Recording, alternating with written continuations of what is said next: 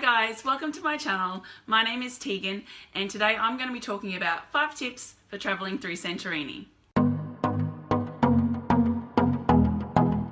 So tip number 1 is if you're travelling to Santorini and you're wanting to travel there on a budget, which if you are travelling with children, it's likely that you will want to save a little bit of money here and there. The best place I think that you should stay in is in Fira, not in Ia.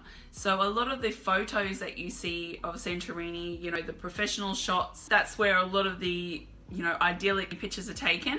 But Fira is not that far away from Ia. It's a 30-minute bus drive or a 30-minute drive if you're hiring a car. Spend your days up in Ia if you want to, but stay in Fira. There's still so much happening there. It's incredibly beautiful. There's still so many lovely whitewashed buildings and blue doors and a lot of picturesque things in Fira. You're still getting really fantastic restaurants, wonderful shopping, and yeah, a great experience. But you're staying just a little bit lower down, which makes it just a lot more affordable than the picturesque Ia. We actually stayed in a place down in Fira called Villa Rose, and it was really lovely. It was a 2-minute walk into town, into Fira, 2-minute walk to restaurants and dinner. And we had a great time there. It was a self-contained hotel room. We had 2 bedrooms and it was just really, really lovely. So I'll link that in the description box below. But yeah, staying in Fira is a lot more affordable than staying in Ia, and especially if you can stay just slightly out of town, like what we did, you can save hundreds of dollars on your accommodation. We stayed there for 4 nights, and I think we spent all up about $600 on accommodation, which, considering we were traveling to Santorini, one of the most sought after luxurious resort locations in the world, that was pretty amazing, and that was for 2 adults and 2 children. So definitely look at your option. Tip number 2 is if you're wanting to also save a bit of money and also avoid the crowds, is to travel outside of the high season. It's pretty obvious, but Santorini is a pretty small island and there's a lot of narrow sort of streets to sort of wander through. So at the top of the season, you can imagine it would get quite packed in Santorini. We traveled just a little bit outside of the season. The season was coming to an end. We traveled in fall and we had a great time. It was nowhere near as busy as what it would have been at the high season. There was still a lot of tourists around, yes, but it was a really lovely experience being able to be in Santorini and not feel like we were in a massive tourist destination, which it actually is, you know, and it was just lovely. It was really relaxing, and that was what we wanted out of our trip. The only downsides to traveling at that time of the year was we were supposed to get average temperatures of about 24 degrees. We actually got a bit of a cold front that week that we were there, so we got like 17 degrees. Most days were sunny though. The only other thing that we did notice, which didn't really bother us, was some of the menu items weren't available at the restaurants just because the season was over and they had sort of slowed down what produce they were getting in. We were able to order pretty much everything that we wanted, and yeah, it was really lovely. So I definitely recommend just trying to get at the end of the season, going in fall rather than the height of summer. Tip number 3 is, while I will sing Santorini's praises till the day I die, I had the most amazing time there. There are a few things about the island that you should know before you go there, so that when you're there, it's not an unexpected surprise or causes you any discomfort. So the first thing is that you can't actually, well, it's recommended that you don't actually flush your toilet paper because it is an island and it's run on individual septic systems, and to avoid getting an overload, TMI, they ask you to please put your toilet paper into the bin next to the toilet rather than flushing it. So it did actually take us a bit by surprise. Unfortunately, for like the first day, or I think the first night, we didn't actually know that we were supposed to do that, and it wasn't until like the next day when I sort of saw like a little sign that said like do not flush, and I'm like, I just thought it was like them saying, you know, don't flush like sanitary pads and things like that.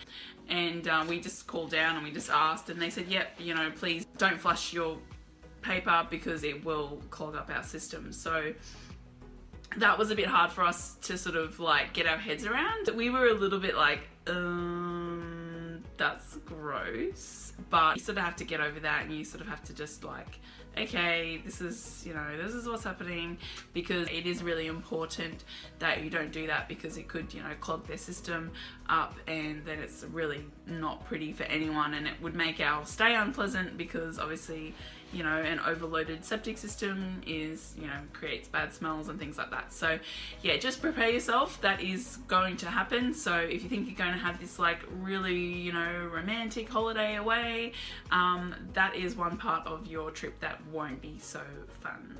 So the other thing with Santorini is the locals are still using the practice of loading up people and luggage on the donkeys and bringing them from the bottom to the top.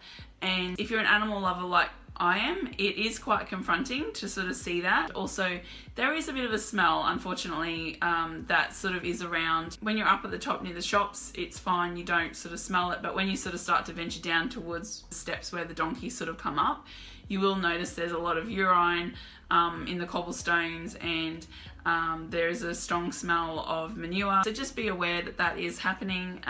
There are a lot of different people who think it, have no problem with the practice, and there are a lot of people who disagree with the practice.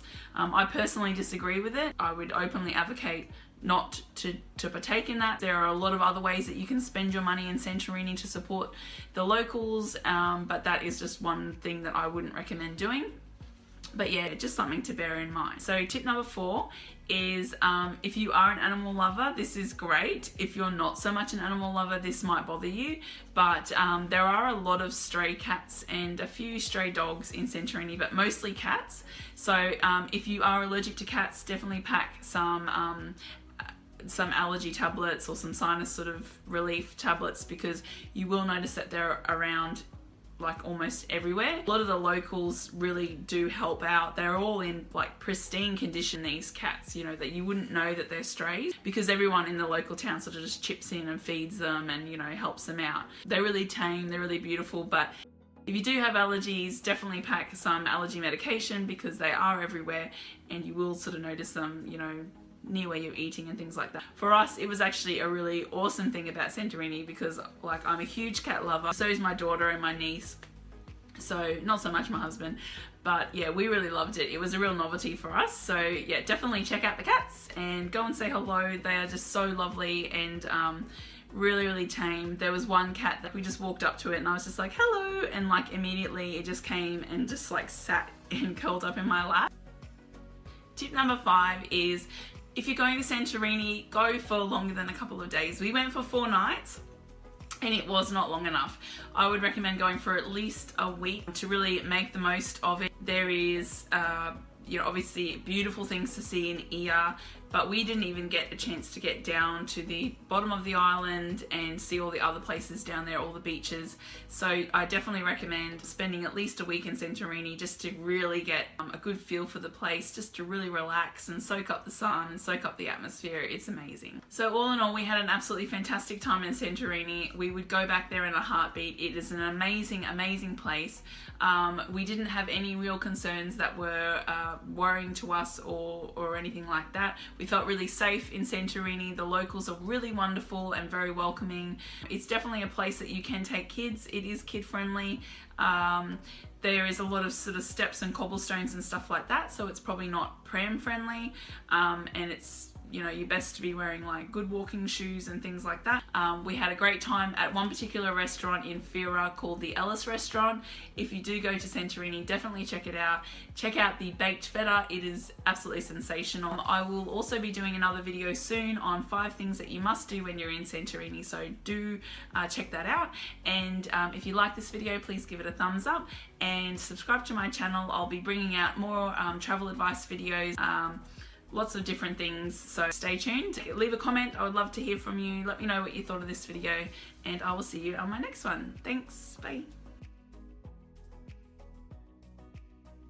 So my number one tip, can